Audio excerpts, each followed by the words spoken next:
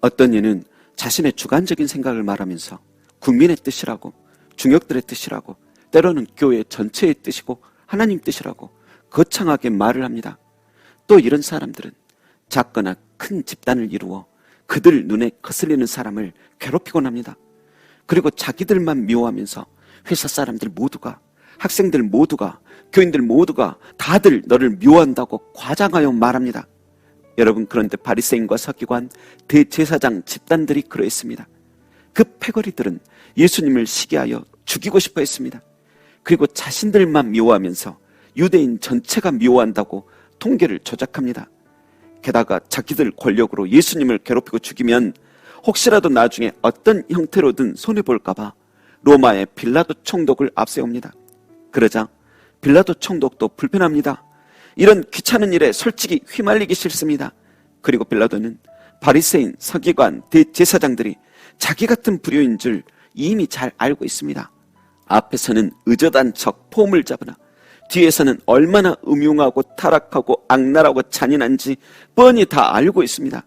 그래서 음흉한 그들에게 휘말리기 싫어 31절에 보면 다시 데려가서 너희 법대로 재판하라고 말할 정도였습니다.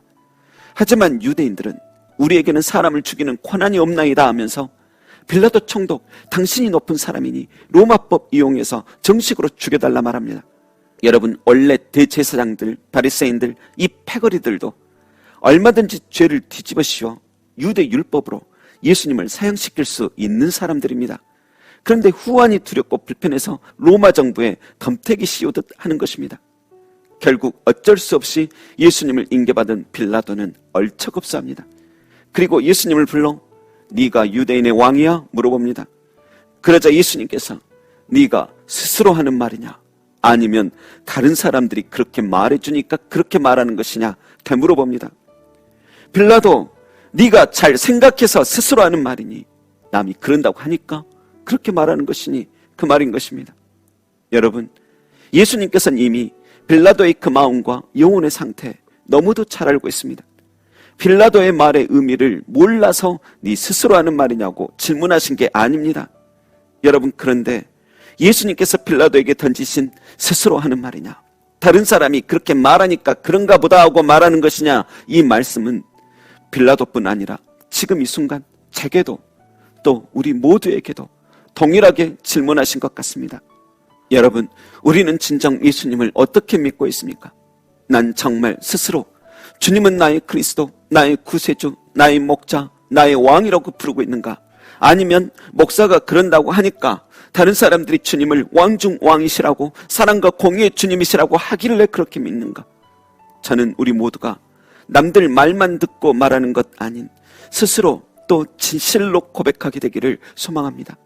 물론 아직 어린 신앙일 때는 남들의 말에 이리저리 휩쓸리고 요동하는 믿음을 가질 수도 있을 것입니다. 하지만 계속 어린아이 신앙으로 살아갈 수만은 없습니다. 여러분, 예수님께서 넌 내가 그리스도라고, 구세주라고, 왕 중 왕이라고, 사랑의 주님이라고 스스로 진실한 마음으로 고백하느냐 물으실 때 아멘, 내 영혼 속에서 진심으로 드리는 신앙 고백입니다. 그렇게 말할 수 있기를 소망합니다. 저는 이렇게 스스로 신앙 고백할 줄 아는 성도의 믿음을 한 번도 걱정한 적 없습니다. 특히 여러 가지 인내와 소망을 거친 뒤 이렇게 스스로 고백한다면 오랜 세월 자란 백향목 나무처럼 든든해 보입니다. 그 믿음 너무 곱고 아름다워 큰 평안을 안겨줍니다. 그런 사람들은 로마서 8장 39절에 높음이나 깊음이나 다른 아무 피조물이라도 우리 주 그리스도 예수 안에 있는 하나님의 사랑에서 결코 끊을 수 없다 하신 말씀이 무슨 뜻인지 진하게 느껴집니다. 그분들도 때로 어렵고 힘들게 살아도 저는 그 뒤에 하나님의 권능이 강하게 호위하고 있고 그 안에 결코 꺼지지 않을 하나님의 사랑과 은혜의 불이 있음이 너무도 믿어집니다. 하지만 남들이 그런다고 하기에 그런가 보다 하고 믿는 분이라면 물가에 내놓은 아이처럼 불안합니다.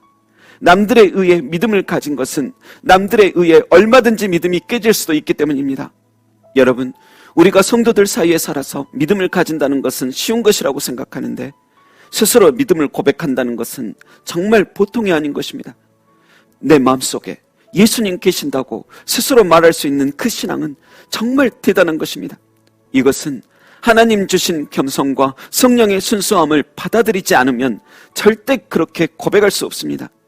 마태복음 16장에도 보면 예수님께서 너희는 나를 누구라 하느냐 물으실 때 베드로가 말하길 주는 그리스도시요 살아계신 하나님의 아들이십니다 라고 고백합니다. 그러자 예수님께서 선포하십니다. 봐 요나 시몬아 네가 복이 있도다. 이를 내게 알게 하니는 혈육이 아니요 하늘에 계신 내 아버지시니라.